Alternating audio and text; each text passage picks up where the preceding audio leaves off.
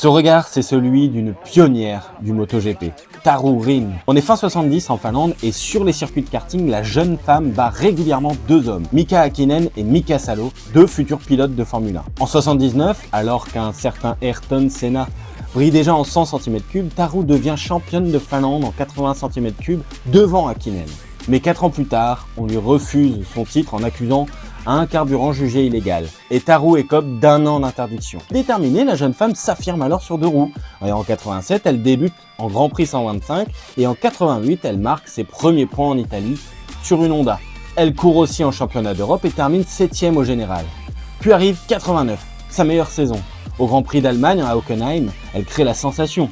Deuxième temps des qualifications entre Gianola et Martinez. Elle termine finalement 7ème. En 91, Paul Ricard, elle chute violemment, les deux chevilles fracturées.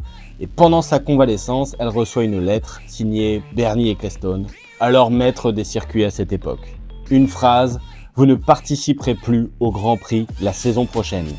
Pas d'explication, la misogynie des paddocks est sans appel. Taru continuera encore à courir en championnat d'Allemagne jusqu'en 95 avant de raccrocher après une vilaine blessure au genou. Au total, c'est 22 départs en championnat du monde et surtout un record historique. La première femme à marquer des points. Une pionnière presque effacée aujourd'hui de l'histoire du MotoGP.